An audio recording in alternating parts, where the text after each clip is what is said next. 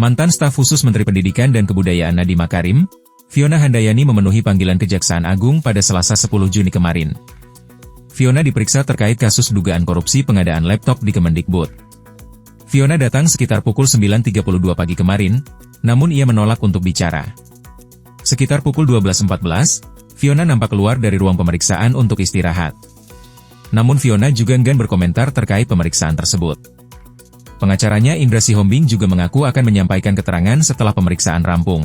Fiona merupakan salah satu dari 3 mantan staf sus Nadiem, yang kediamannya digeledah Kejagung.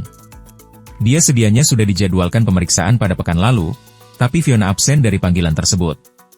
Pantauan dari IDN Times, Fiona menjalani pemeriksaan di Gedung Bundar pada Selasa 10 Juni kemarin di Kejagung.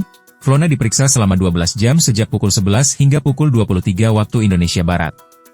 Kepala Pusat Penerangan Hukum Kejagung, Harli Siregar mengatakan, juri stand bakal diperiksa pada hari ini. Sementara itu, Ibrahim Arif akan diperiksa pada Kamis 12 Juni besok. Dalam perkara ini, Kejagung telah mencekal ketiga staf sus Nadiem sejak 4 Juni 2025. Ketiganya dicekal setelah mangkir pada pemeriksaan yang sudah dijadwalkan pada Senin 3 Juni 2025 dan Rabu 4 Juni 2025 kemarin.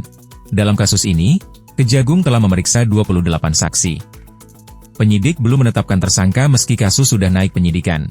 Jadinya memang sepengetahuan saya ada narasi bahwa ada kajian yang menyebut bahwa Chromebook itu tidak cocok untuk diaplikasikan di sekolah.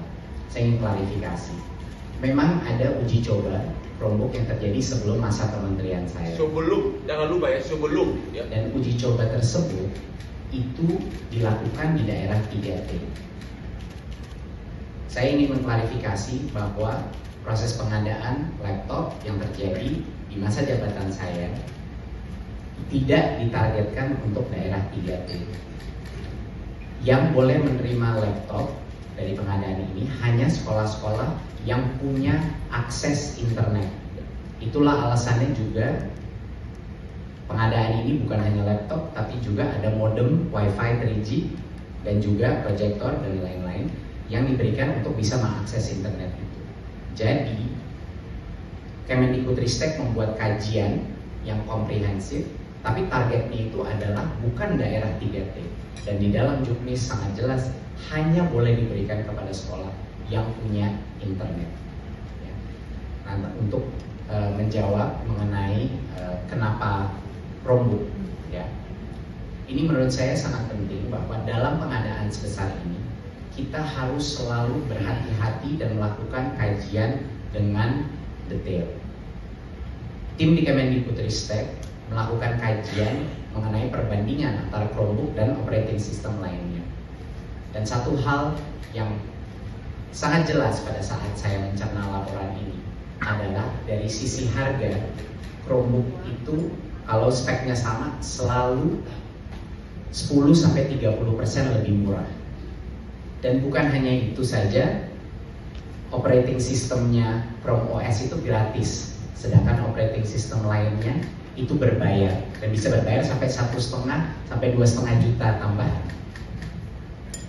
Di luar itu ada berbagai macam fungsi. Mohon rekan media mengingat bahwa ini adalah untuk fungsi pendidikan, di mana keamanan murid-murid dan guru-guru kita menjadi prioritas di Kemendikbudristek. Dan salah satu hal terpenting dari kajian tersebut adalah kontrol terhadap aplikasi yang bisa ada di dalam Chromebook ini untuk melindungi murid-murid dan guru-guru kita dari pornografi, judi online, dan digunakan untuk gaming dan lain-lain. Itu bisa terjadi tanpa biaya tambahan lagi. Sedangkan operating system lain akan ada biaya tambahan. Jadi berbagai macam alasan di dalam kajian ini benar-benar menunjukkan kenapa ada keunggulan dari aspek Chromebook. Dan satu klarifikasi lagi bahwa Chromebook itu bisa digunakan secara offline walaupun fiturnya lumayan terbatas. Terima kasih.